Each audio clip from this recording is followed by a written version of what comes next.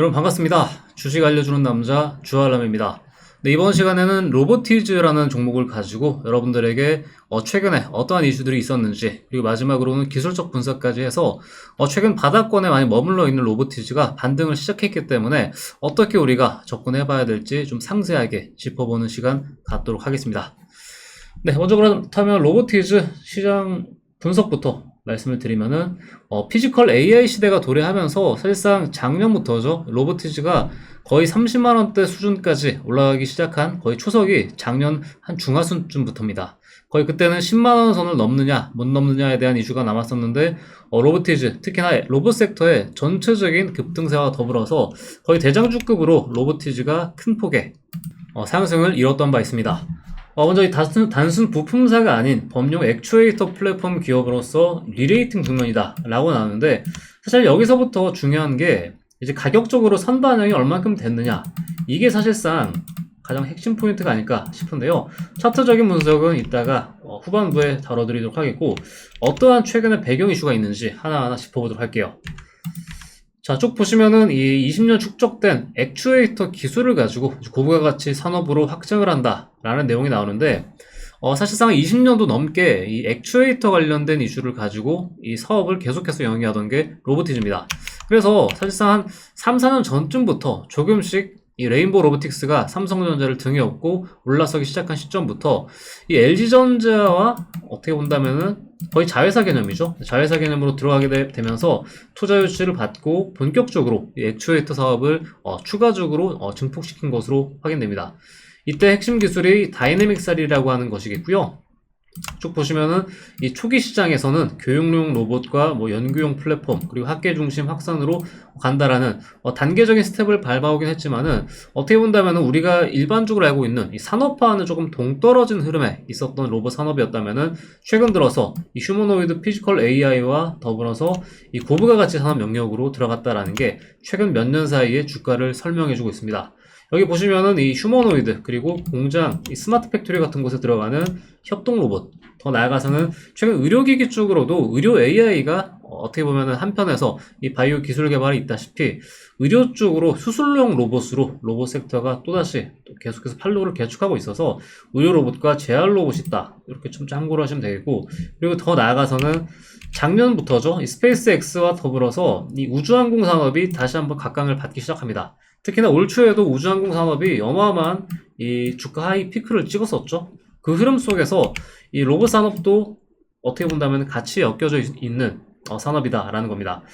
이따가도 말씀드리겠지만은 나사 쪽과도 최근에 기술 개발 관련 이 수출도 계속해서 논의를 하고 있어서 이 부분도 조금 주목해 볼 수 있다 말씀드리겠고, 마지막으로는 방산 산업 쪽으로 이것도 마찬가지죠. 우주 산업의 기본 근간이 되는 방산 산업 쪽에 이 기업 쪽으로 공급을 하고 있다는 이슈가 나와서 좀 다각적으로 확실히 이 로보티즈가 액추에이터 기술을 활용하고 있다, 이렇게 말씀을 드릴 수가 있겠습니다. 네, 그렇다면 조금 더 세부적으로 보면은 이 핵심 기술인 이 다이내믹 셀이라고 하는 것인데, 이 하나의 모듈에 모든 것을 담다라고 합니다. 쭉 보시면은 특징이 이 5-in-1이라고 해서 총 5가지 모터와 감속기, 제어기, 센서, 이 통신이라는 것을 한데 아우르는 이 올인원 솔루션과 같은 개념의 이 스마트 액추에이터를 가지고 있기 때문에, 사실상 이 로봇의 근간을 이루는 것이 관절 부분이죠. 그만큼 상당히 많이 한 대의 로봇에 액추에이터가 많이 쓰이다 보니까 이런 쪽으로는 확실하게 로봇 생태계가 만들어지게 된다면은 충분한 수요는 감당할 수 있다 볼 수 있겠고, 그리고 플랫폼으로서의 3가지 강점을 꼽을 수 있습니다. 쭉 보시면 정밀 3축 동시 제어라고 해서 위치와 속도, 토크를 동시에 제어한다라는 특유의 기술을 갖고 있고요. 그리고 개발 편의성이라든지 이런 것들을 빠르게 만들었기 때문에 진입 장벽이라든지 개발 기간을 조금 더 이 로봇 시장 내에서 단축을 시켰다라고 볼 수 있습니다. 그리고 아무래도 업력 자체가 20년 가까이 됐다 보니까 사실상 20년이나 됐지만 주목을 받은 시점 자체는 최근 3, 4년이 채 되지 않습니다. 그만큼 최근에 조금 어떻게 본다면은 급성장을 하고 있는 회사 가운데 하나다라고 볼 수 있어서 주가가 어디까지 갈 수 있는지 또 많은 분들이 주목을 하고 있다, 이렇게 말씀을 드릴 수 있습니다. 네, 마지막으로 이 AI가 현실 공간으로 나오는 순간 필요한 것은 액추에이터다라고 하면서 액추에이터에 대한 최근에 좀 단계적인 이슈가 나오죠.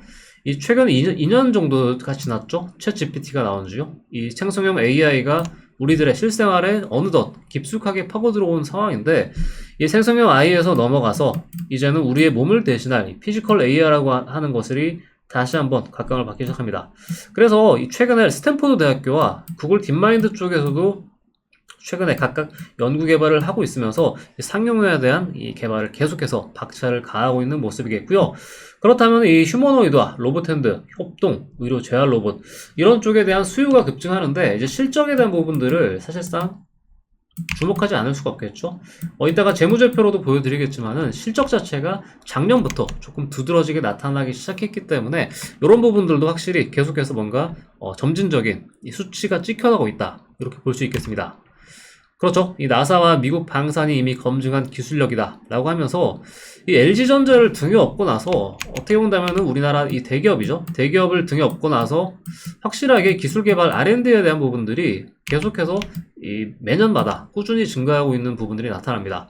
그에 따른 성과로 국제우주정거장 이 자유비행 로봇이라는 것도 같이 어느 정도 적용하는 파트너십을 맺게 되고, 그리고 미국 방산기업과 액추에이터를 공급하게 됐다라는 이슈들이 나오게 되면서 로봇 하나 가지고, 로봇 액추에이터 하나 가지고 이 전방의 산업 쪽으로 아우를 수 있는 부분들이 나타나서 그런 부분들을 프리미엄을 많이 받지 않았나 싶다, 이렇게 싶었다라고 말씀을 드리겠고, 이 기술 레퍼런스가 계속 쌓이다 보면은 결국 이것이 하나의 또 진입장벽이 되겠죠.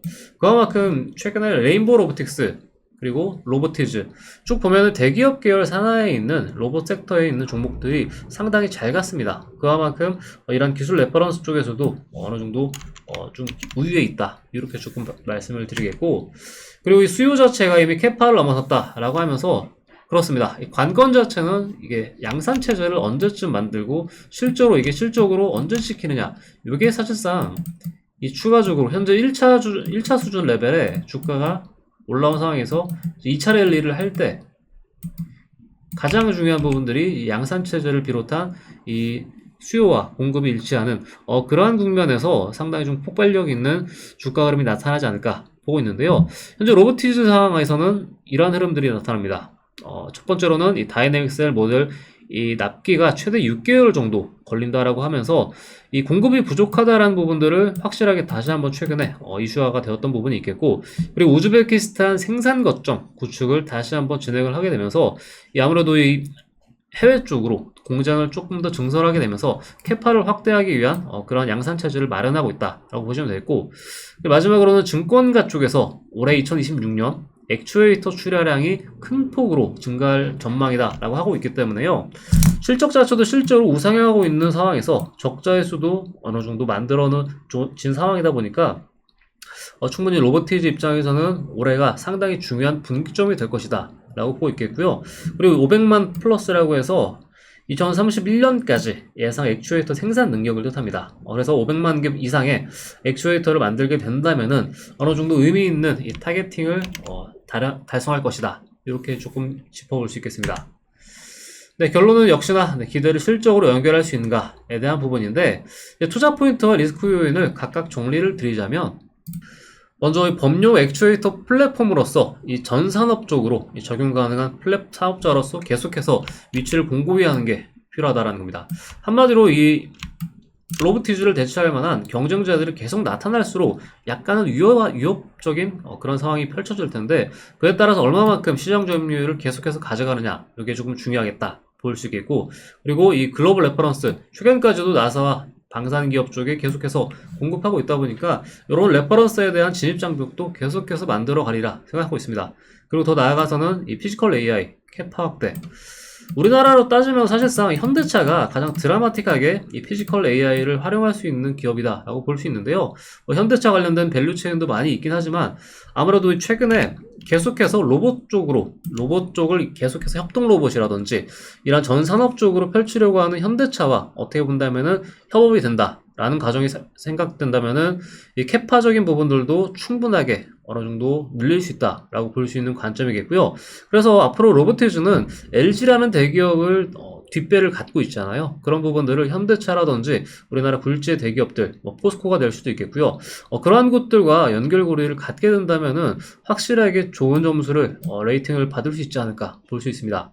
마지막으로 리스크 요인에 대한 부분들 짚어드리자면은 이 휴머노이드 상용화에 대해서 사실상 아직까지는 우리가 와닿지는 않고 있긴 하지만은 이 상용화에 대한 부분입니다.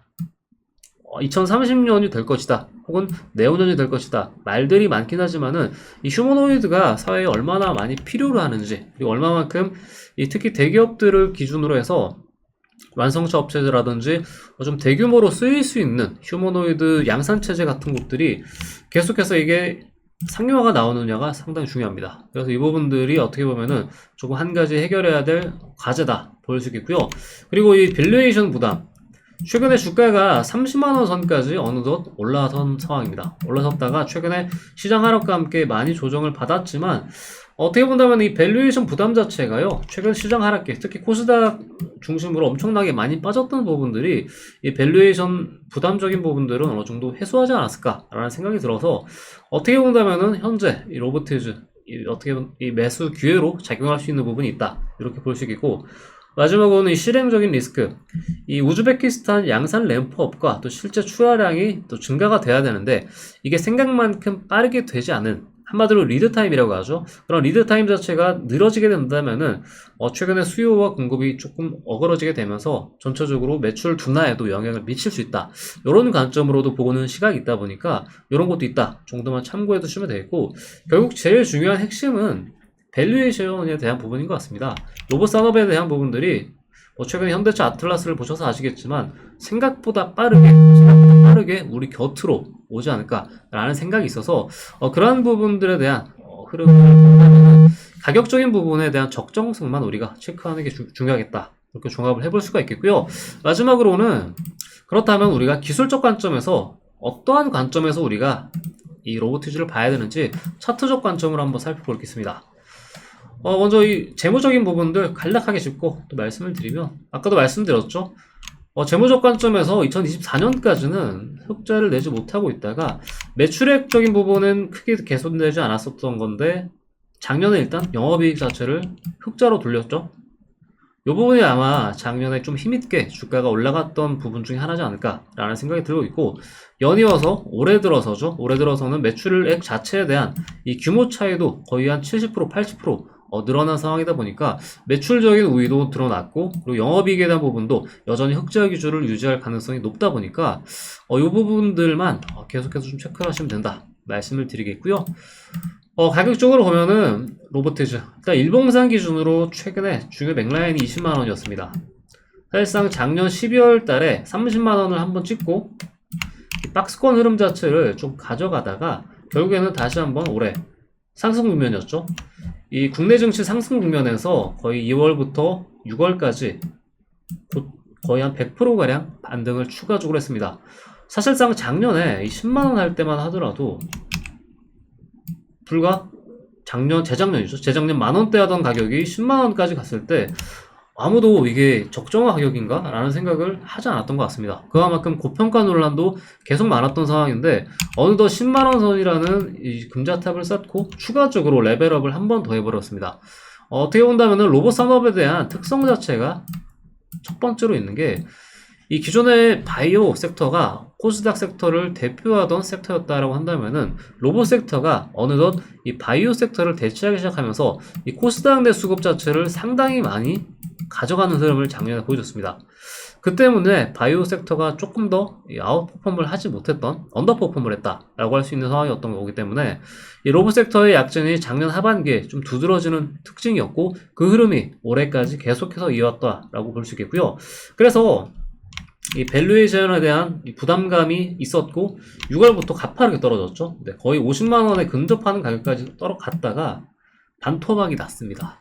그만큼 상당히 많이 가격이 할인됐다라는 관점에서 보고 있어서 역시나 저 또한 이제는 좀 기회적인 관점에서 로보티즈를 볼 필요가 있다라고 보고 있겠고요. 그리고 주변 관점으로 조금 살펴보면은 사실상 그 이전에 있던 2018년이라든지 상장 시점부터 한 7년 정도는 계속 횡보 구간을 쭉 찍고 있다가 어느덧 작년부터 좀 의미 있는 이 상단 추세 라인 자체를 만들게 되면서 이와 같은 수렴 구간을 만들었죠. 가격 라인 자체도 딱딱 차트에 맞게 떨어져서 49만원이라는 고점을 한번 찍었습니다. 그런 상황이다 보니까 현재 시점에서는 다시 한번 이 채널 추세대를 한번 이어놓고 간다면은 현재 하단 구간에서 채널을 일부 이탈하게 되면서 추가 하락이 나왔죠. 현재 우리가 생각해 봐야 될 부분들은 다시 한번 바닥 구간을 잡고 채널로 다시 한번 올라가려는 흐름 자체가 나오느냐, 요거를 가장 첫 번째 포인트로 보셔야 된다 말씀을 드리겠고요.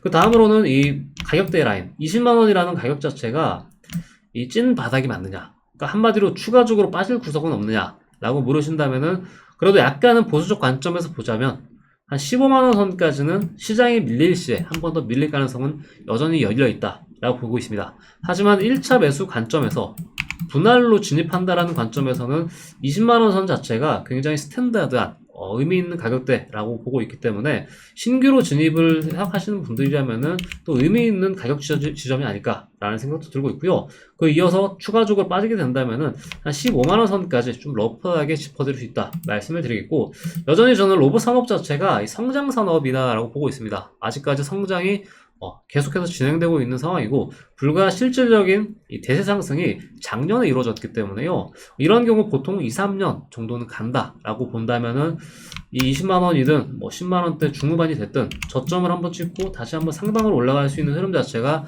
하반기에는 어느 정도 의미 있는 흐름이 나타나지 않을까 보고 있으니까, 이런 관점에서 좀 살펴보는 게 좋지 않을까 말씀드리겠습니다. 더 나아가서 3분기와 4분기에 또 중요한 실적 이슈가 또 잘 나와준다면은 주가 자체는 조금 더 의미 있게 좀 크게 가지 않을까, 이렇게 좀 정리를 해드릴 수 있겠습니다. 이렇게 해서 오늘 로보티즈를 가지고 여러분들께 안내를 드렸는데요. 로보티즈뿐만 아니라 최근에 뭐 레인보우 로보틱스라든지 뭐 현대오토에버라든지 의미 있는 굵직굵직한 대기업 산하에 있는 계열 쪽에 있는 로봇 기업들이 상당히 좋은 흐름을 보여주고 있으니까 이쪽으로 종목 선택을 잘 하셔서 보신다면은 어느 정도 좀 의미 있는 매매를 하지 않을까 생각되네요. 이렇게 해서 오늘 준비한 내용은 여기서 마치도록 하겠고요. 시장 자체가 최근에 많이 어렵다가 로봇 쪽이 코스닥 쪽으로 좀 반등을 하기 시작하면서 가장 먼저 두각을 나타내고 있어서 조금 더 주목해 볼 수 있는 섹터로 한 번 더 도약하지 않았나 생각이 들고 있고요. 저는 또 다음 시간에 로봇 관련 섹터 쪽으로 의미 있는 다른 종목이 나오게 되면은 다시 한번 안내하는 시간 갖도록 하겠습니다. 아무쪼록 영상 도움 되셨다면 구독, 좋아요 한 번씩 부탁드리겠고요. 저는 다음 시간에 뵙겠습니다. 시청해 주셔서 감사합니다.